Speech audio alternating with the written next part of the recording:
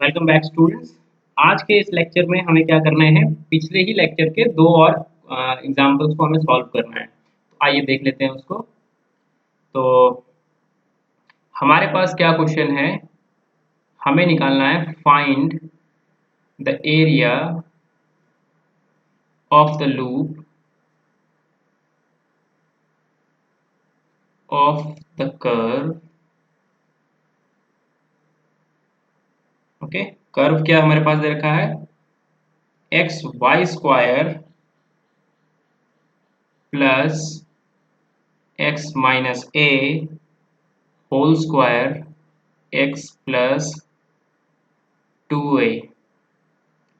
अब आप देख लीजिए कर्व थोड़ा सा डिफिकल्ट है। अब बिना ट्रेस करे आप इसे बना नहीं सकते हैं, लेकिन थोड़ा बहुत आपको ये करना होगा कि आपको थोड़ा बहुत इक्वेशंस को याद रखना होगा और उसके उसके कर्व को याद रखना होगा कि उसका ग्राफ कैसा वो बनता है। ठीक है, तो हम इसको कर्व ट्रेसिंग से सॉल्व करते हैं फटाफट से। स्टेप वन को हम अपनाएंगे इस समय। स्टेप वन में हम क्या करते हैं, कर्व ट्रेसिंग करते हैं। तो फर्स्ट स्टेप में आप देख लीजिए कि इसमें सिर्फ एक ही वेरिएबल ऐसा है y जिसके पास इवन पावर है, औरों के पास इवन पावर है नहीं। तो यहाँ पर क्या है, y कंटेन्स इवन डिग्री। तो इससे क्या इंप्लाई करता है, curve is symmetrical about x, y पे है, ठीक है, तो x एक्सिस। ठीक है, सेकेंड पॉइंट आपने क्या नोटिस करा कि अगर आप, चलिए मैं पहले लिखता हूं, curve does not pass through origin. ठीक है, क्यों नहीं पास करता है भाई, क्योंकि अगर आप यहाँ पर x की जगह और y की जगह 0 0 रख लें तो आपको क्या मिलेगा कि a cube is equal to 0 मिलेगा ना, यही मिलेगा। देखो ये तो सब जीरो जाएंगे, तो a cube 2a cube, sorry, तो जो ये तो जीरो है नहीं ना, क्योंकि a नॉन जीरो क्वांटिटी पहले से ही हमें पता है, तभी ये कर्व है, वरना तो फिर ये कर्व रहता ही नहीं। अगर a नॉन जीरो नहीं होता तो फिर हम इसको लिखते ही नहीं ऐसा। तो 2a क्यूब नॉन जीरो है, इसलिए क्या कह सकते हैं हम कि ओरिजिन से तो पास ये नहीं कर रहा है। फिर आपने क्या देखना है इसमें, तीसरी चीज कि आप अगर y को 0 पुट करते हैं, सपोज अगर आपने y को 0 पुट करा तो क्या होगा, this will imply that x is equal to a और x is equal to -2a। ये मैं कैसे बोल रहा हूं, आप यहां पर रख के देखिए, y को आप 0 रखें, y को जब आप 0 रखेंगे तो क्या हो जाएगा, इन दोनों का प्रोडक्ट 0 के सामने हो जाएगा। फिर यहां से निकल के आ जाएगा एक बारी में x बराबर -2a और एक बारी में x बराबर a। ठीक है, तो ये दो पॉइंट हो गए इंटरसेप्ट के। तो आप कह सकते हैं कि, चलिए इसको थोड़ा सा और एक्सप्लेन करता हूं। अब आप ये देखिए कि जो आप x, अगर आप x को 0 रखते हैं तो ये y अपने आप 0 हो जाएगा। अगर आपने ये x को 0 रखा तो ये y 0 हो जा रहा है अपने आप। तो इसका मतलब ऐसा कर्व ऐसे पॉइंट से पास ही नहीं कर रहा है जहां पर x 0 है और y नॉन 0 है। मेरी बात समझ आ रही है, नहीं आ रही है? ठीक है, तो वो नहीं है। तो आप क्या कह सकते हैं कि that is curve passes through, किससे पास करता है आपका कर्व, a कॉमा 0 से और a कॉमा -2a, 0 से। ठीक है, माइनस है यहाँ पर, -2a, 0 से, तो इन दोनों से आपका कर्व पास कर रहा है। थर्ड में अगर आप यहाँ से एक बार y स्क्वायर की वैल्यू निकाल लेंगे थर्ड पॉइंट के लिए, तो आपको थोड़ी सी आपको और आसानी होगी ट्रेस करने में। y स्क्वायर की वैल्यू आप निकालें यहाँ से तो कितना आएगा आपके पास, ये इतना आ जाएगा। ओके, तो y स्क्वायर की वैल्यू इतनी आ गई। थोड़ा सा अच्छे से लिख देता हूँ, चलिए y स्क्वायर की वैल्यू इतनी आ गई। अब आपने क्या, यहाँ पर x है,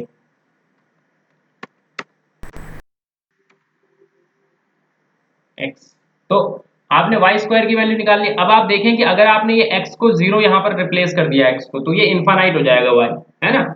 इसका मतलब क्या हो जाएगा कि आपका जो कर्व है यहाँ से क्या इंप्लाई करता है, आपने एसिम्प्टोट तो पढ़ा ही हुआ होगा, तो यहाँ से ये इंप्लाई करता है कि x is equal to 0, sorry, हाँ ठीक है, x is equal to 0 is asymptote to to, आप इस कर्व को थोड़ी देर के लिए इस इक्वेशन को स्टार मान लें, to star.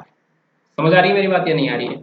x is equal to zero is asymptote to star. ठीक है, यहां से पता लग रहा है ना आपको, क्योंकि इनफाइनाइट हो जा रहा है। आपको मैं एक एग्जांपल देके देख लेता हूं एक बार। जैसे y is equal to 1/x है, तो उसमें होता क्या है कि इसमें जैसे ही आपने x को जीरो रखा तो y इनफाइनाइट हो गया। इसका मतलब ये इस लाइन की क्वेश्चन क्या होती है? x is equal to zero. तो x इज इक्वल टू, जब आपने जीरो रखा तो y इनफाइनाइट हो गया। इसका मतलब y एसिम्प्टोट है इसके, ये इससे कभी इसके साथ पैरेलली चलती रहेगी इनफाइनाइट पर ही, मतलब कभी रुकेगी नहीं। मेरी बात समझ आ रही है आपको? ये कभी इससे इससे मैच नहीं करेगी, इससे टच नहीं करेगी, लेकिन क्या है कि ये चलते जाएंगे, तो उसी चीज को एसिम्प्टोट कहते हैं। एक बार मैं बस रिवीजन कराना चाह रहा हूँ आपका। सिमिलरली इसी से क्या निकल के आ जाएगा? x is equal to 1/y भी निकल के आ जाएगा इसी से, अगर आप इसे ऊपर ले जा ले। इसका मतलब क्या निकल करके आ रहा है? जब y जीरो था, y जीरो किस पे होता है? y जीरो होता है इस पर, इस इक्वेशन पर। तो यहां से निकल के आया कि y is equal to zero is also asymptote to y is equal to zero also asymptote to given curve. Curve ये था, तो इसलिए इस तरीके से हम कह सकते हैं। तो असिम्प्टोट में समझा उस समय, मैं इसको अब थोड़ा सा रब कर लेता हूँ थोड़ा सा।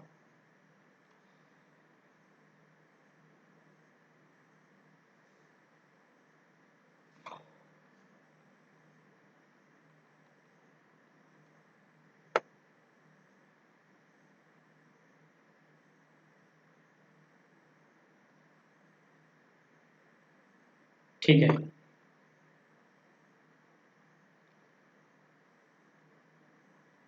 ओके।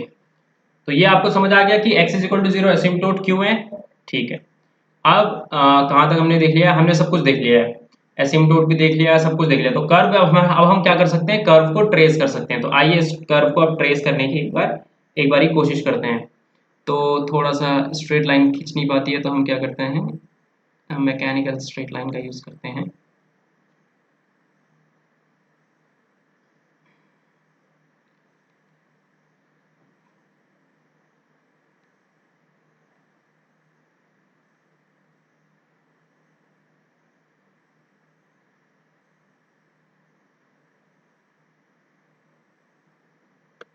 चलिए तो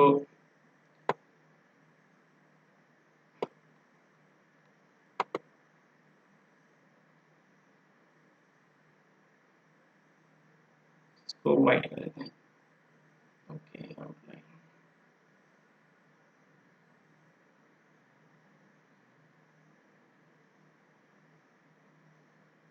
चलिए ये हो गया। अब एक और बार कर लेते हैं सही।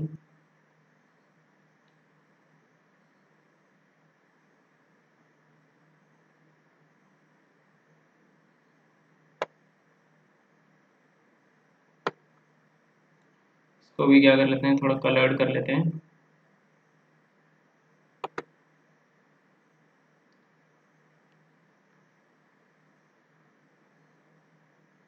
ठीक है, तो हमारी एक्स एक्सिस और वाई एक्सिस बन गई। अब हम इस पे दो पॉइंट्स को सबसे पहले मार्क कर लेते हैं। कौन से दो पॉइंट? ये जो दो पॉइंट थे। तो आ, ठीक है, सब कुछ सही है। ये जो दो पॉइंट है, इनको हम क्या कर लेते हैं? मार्क कर लेते हैं। अच्छा, मैंने थोड़ी सी क्या कर दिया है, मेरे को अब देख रहा हूँ मैं, क्वेश्चन में थोड़ी सी गलती है। यहाँ पर x प्लस ए आएगा। ठीक है, कोई ज़्यादा बड़ी बात है नहीं। x प्लस ए अगर आएगा तो यहाँ पर क्या हो जाएगा? ये माइनस ए कॉमा जीरो हो जाएगा। ठीक है, यहाँ पर माइनस और यहाँ पर प्लस। समझ आ रही है मेरी बात? कोई ज़्यादा बड़ी प्रॉब्लम हुई नहीं है। यहाँ पर x plus a to the whole square है। अब यहाँ पर देख लीजिए कि ये पॉइंट आपने इसको कहा ये माइनस टू ए कॉमा जीरो था। इस पॉइंट को आपने कहा ये माइनस ए कॉमा जीरो था, है ना? ठीक है, ये आप क्या करना चाह रहे हैं? ड्रॉ करना चाह रहे हैं। अब देखिए कि आपका कर्व जो है इससे पास कर रहा है, और कंडीशन क्या है कि ये सिमेट्रिकल है अबाउट एक्स एक्सिस के, और x is equal to zero. X is equal to zero किस इक्वेशन का नाम होता है? किस लाइन का नाम होता है? इस लाइन का, y एक्सिस का। ये असिम्प्टोट है इसके। समझ आ रही है मेरी बात? तो आपका फिर कर्व कैसा बनेगा? देखो, सबसे पहले ये यहाँ पर था, फिर ये यहाँ पर आया। इसका मतलब क्या हुआ? पहले यहाँ पर कट करा इसने, फिर यहाँ पर कट करा, तो ये इस तरीके से आ गया। अब ये क्योंकि सिमेट्रिकल है अबाउट एक्स एक्सिस के, तो ये फिर से ऐसे ही आ जाएगा। अब ये क्योंकि एसिम्प्टोट है, तो यहाँ से क्या हो जाएगा? फिर ये ऐसे चले जाएगा, और यहाँ से नीचे से ऐसे आ जाएगा। समझ आ गई मेरी बात? तो ये आपका कर्व बन गया। ठीक है, अब हमें किसका एरिया निकालना है, पूरे कर्व का नहीं निकालना, हमें सिर्फ इस लूप का एरिया निकालना है। ये जो यहाँ पर लूप हमें दिखाई दे रहा है, हमें इसका एरिया चाहिए सिर्फ, ठीक है। इसके एरिया के लिए हमने क्या करना है, यहाँ पर फिर से वही काम, हम सिर्फ अपर लेयर का एरिया निकाल लेते हैं, ये जो ऊपर का लेयर है, और इस ऊपर के एरिया निकालने के बाद हम उसका ट्वाइस कर देंगे तो नीचे का आ जाएगा। तो एरिया आपका फाइनली कितना आ जाएगा, फिर एरिया आपका आ जाएगा ट्वाइस ऑफ, ठीक है, हाँ ट्वाइस ऑफ आ जाएगा आपका वाई डी एक्स। अब आप देख लीजिए आपका x कहाँ से कहाँ तक मूव कर रहा है, x यहाँ से लेकर यहाँ तक मूव कर रहा है सिर्फ, तो ये कितना मूव कर रहा है, -2a से -a तक। समझ आ रही है मेरी बात। अब आप y की वैल्यू वापस से रख दें इसमें, y की वैल्यू आप कहाँ से रखेंगे उठा के, वो जो ऊपर आपने लिखी हुई है यहाँ से आप y की वैल्यू निकाल लें तो अंडर रूट आ जाएगा, बस और कुछ नहीं आएगा। तो कितना जाएगा, ये थोड़ा सा इंटीग्रल टफ है इसलिए मैं इसको करा रहा हूँ कंप्लीटली। इससे पहले वाले इंटीग्रल थोड़ा सा इजी थे तो मैंने उनको लीव कर दिया था कि वो आप ही कर सकते हैं। ये फाइनली आपने क्या लिख दिया है, आपका एरिया लिख दिया है। अब हम इसको क्या करेंगे, सॉल्व करेंगे, ठीक है। तो नेक्स्ट पेज में हम इसको क्या करते हैं, अब सॉल्व करते हैं थोड़ी देर। चलिए तो अब सॉल्व करते हैं इसको। तो हमने एरिया लिख लिया था, एक और बार मैं उस एरिया को यहाँ पर लिख लेता हूँ। हमने कहा था कि -2a से -a तक है और अंडर रूट में हमारे पास क्या गिवन है, x + a होल स्क्वायर, और क्या था, x + 2a था, ठीक है, और अपॉन में था x। ये हमारे पास आ चुका था। अब मैं यहाँ पर क्या लेने वाला हूँ, एक सब्स्टिट्यूशन लेने वाला हूँ, थोड़ा सा टिपिकल सब्स्टिट्यूशन है। अगर आप पहले देख लेंगे कि मैंने क्या है कि मैंने क्यों लिया है ये सब्स्टिट्यूशन, जब मैं सॉल्व करूंगा तो आपको खुद ब खुद दिख जाएगा कि मैंने सब्स्टिट्यूशन क्यों लिया है, ठीक है। x + 2a को अगर आप t रखेंगे तो आपको यहाँ से मिल जाएगा dx बराबर dt, ठीक है। x + 2a को t रखा तो dx बराबर dt मिला, और यहाँ से आप x की वैल्यू भी निकाल सकते हैं, तो कितनी रहेगी, t - 2a आ जाएगी, है ना। अब अच्छा मैं भूल गया, यहाँ पर ट्वाइस भी था, ठीक है, ट्वाइस क्योंकि हम अपर हाफ का निकाल रहे थे एरिया। अब देखिए कितना आ जाएगा, यहाँ पर एरिया इज इक्वल टू, यहाँ तक पहुंच गए हम। अच्छा अब हम इसको रिप्लेस कर देते हैं। तो सबसे पहले आप देखिए अगर x की वैल्यू -2a है तो t कितना हो रहा है, 0। तो आपका इंटीग्रल ये 0 से कहाँ तक चले जाएगा, अब आप देख लिए ऊपर -a है यहाँ पर वैल्यू, तो ये कितना तक चल जाएगा आपका a तक चले जाएगा, ट्वाइस एज इट इज रहेगा। और x + 2a को आप t रख दें तो ये अंडर रूट में कितना जाएगा फिर, -t, मैं इसकी जगह t लिख दिया हूँ। अब x + a की वैल्यू यहाँ से अगर आप निकालेंगे तो कितना जाएगा, t - a का होल स्क्वायर ओवर, और यहाँ पर आ जाएगा t - 2a, ठीक है। यहाँ तक आ गई, आपको बात समझ आ गई है पूरी, ठीक है। अब मैं थोड़ा सा जो होल स्क्वायर है उसको रूट से बाहर ले आता हूँ, तो 0 to a, तो अब आपके पास कितना आ जाएगा, t - a, और अंडर रूट में जो आपको दिखाई दे रहा है -t, उसको मैं नीचे बैलेंस कर लेता हूँ, तो ये कितना जाएगा, 2a माइनस आपका कितना जाएगा, t आ जाएगा, ठीक है। अब थोड़ी सी यहाँ पर मैं ट्रिक यूज करने वाला हूँ। अब देखिए क्या है, मैं आपका जो ये सॉल्यूशन है एग्जैक्टली बुक से करा रहा हूँ ताकि आप क्या कर पाएँ इसको, बाद में भी आप इससे बुक से भी देखेंगे तो आपको समझ आ जाएगा। तो यहाँ पर कितना है, मैं इसको यहाँ पर क्या कर रहा हूँ, मैं ऐसा करता हूँ कि मैं यहाँ पर a को एक बार ऐड कराता हूँ, a को ही एक बार सब्ट्रैक्ट करा देता हूँ, ठीक है। अब देखिए वापस से t आ जाएगा जो वहाँ पर था पिछले स्टेप में, यहाँ पर फिर नीचे लिख लेता हूँ a + a - t, है ना, dt। अब अगर अब देखिए आप कि मैं क्या कर सकता हूँ, यहाँ पर ऊपर अगर माइनस कॉमन, मैंने यहाँ पर माइनस कॉमन ले लिया तो ये a - t बन जाएगा अंदर वाली चीज, और नीचे अलग से ही a - t है, तो मैं क्या कर सकता हूँ, a - t को अब कुछ और सपोज कर सकता हूँ। तो मैं क्या कर रहा हूँ, a - t को मैं सपोज कर रहा हूँ a sin थीटा। अगर मैंने a - t को a sin थीटा सपोज कर लिया तो मेरे पास यहाँ से dt इज इक्वल टू कितना जाएगा, -a cos theta d theta. समझ आ रही है मेरी बात, ठीक है। अच्छा तो अब यहाँ तक हम पहुँच गए। अब आपको थोड़ी सी लिमिट्स और चेंज करनी पड़ेगी और फिर ये इंटीग्रल क्या है, इजीली आपका सॉल्व हो जाएगा। तो ट्वाइस चल रहा था सब कुछ, ठीक है। अब आप इस स्टेप से आप देखेंगे कि आपके पास कहाँ तक ये चीज़ आ जाएगी। हाँ, a माइनस टी को मैंने a साइन थीटा रखा है और यहाँ पर आप देखेंगे कि t माइनस ए है, तो यहाँ से कितना जाएगा माइनस a साइन थीटा। ठीक है, अब ऊपर ऊपर मैं क्या लिख रहा हूँ, देखिए a माइनस टी, ये जो क्वांटिटी है ये a माइनस टी लिखिए, अगर मैं माइनस कॉमन ले लूँ इसमें से तो ये कितना जाएगा a times of 1 minus sine theta, और डिनोमिनेटर में आ जाएगा a times of 1 plus sine theta. ये क्लोज हो गया यहाँ से। अब dt की जगह आपने लिखा minus a cos theta D theta. ठीक है ना, कोई प्रॉब्लम तो नहीं यहाँ तक।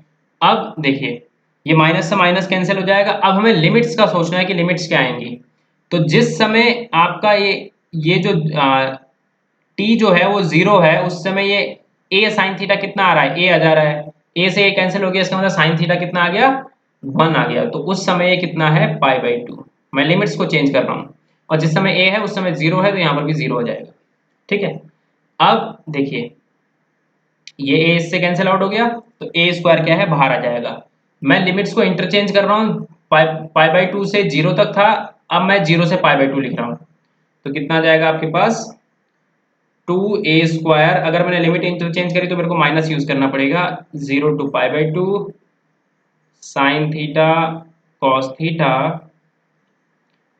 अंडर रूट में आ जाएगा 1 minus sine theta over 1 plus sine theta d. ठीक है, अब देखिए क्या है कि मैं क्या कर सकता हूँ, थोड़ा सा यहाँ पर रैशनलाइज कर सकता हूँ। तो जो ये न्यूमरेटर है, मैं न्यूमरेटर से रैशनलाइज करता हूँ, मैं 1 माइनस साइन थीटा से डिनोमिनेटर और न्यूमरेटर दोनों को मल्टीप्लाई करा देता हूँ।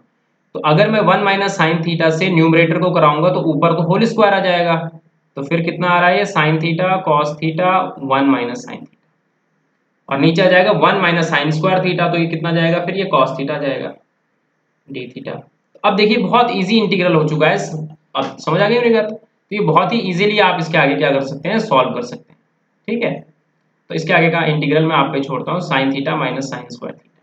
इसके आगे हमें कुछ नहीं करना है, बस इस चीज को इंटीग्रेट कराना है। साइन थीटा का आप पहले से जानते हैं, कॉस थीटा होता है इंटीग्रल माइनस का, माइनस कॉस थीटा होता है। और साइन स्क्वायर थीटा को कैसे इंटीग्रेट करते हैं हम, using the identity of cos two theta. तो इसके आगे थोड़ा सा बस कैलकुलेशन है और कुछ नहीं है, तो आपका ये आंसर यहीं पर फिनिश हो जाता है। तो इस तरीके से हम क्या कर सकते हैं, हम हेल्प ले रहे हैं यहाँ पर कर्व ट्रेसिंग की। किसी भी सबसे पहले हमें क्या करना है, जैसे हमें एरिया निकालना है, एरिया निकालने के लिए हमें उस रीजन को सबसे पहले ट्रेस तो करना ही पड़ेगा, बिना उसके तो हम लिमिट्स को नहीं बता पाएंगे क्या है। तो सबसे इंपॉर्टेंट फैक्टर यहाँ पर कर्व ट्रेसिंग है, देन आपको इंटीग्रल का यूज करना है, वो बहुत इंपॉर्टेंट है। ठीक है, तो इस तरीके से हम इसको हैंडल कर सकते हैं। अब हम क्या करेंगे, नेक्स्ट लेक्चर में हम ऐसा करेंगे कि आपके पास पोलर कर्व पोलर कर्व जो होते हैं उनके लिए हम क्या करेंगे, उनका जो एरिया बाउंडेड है वो हम निकालेंगे। जिस भी एरिया को बाउंड कर रहे होंगे, जो हमने कर्व्स दिए होंगे पोलर, उनको हम क्या करेंगे, यूजिंग इंटीग्रल हम वो एरिया फाइंड आउट करेंगे। ठीक है, तो इस लेक्चर में हम सिर्फ इतना ही रखेंगे। So thank you.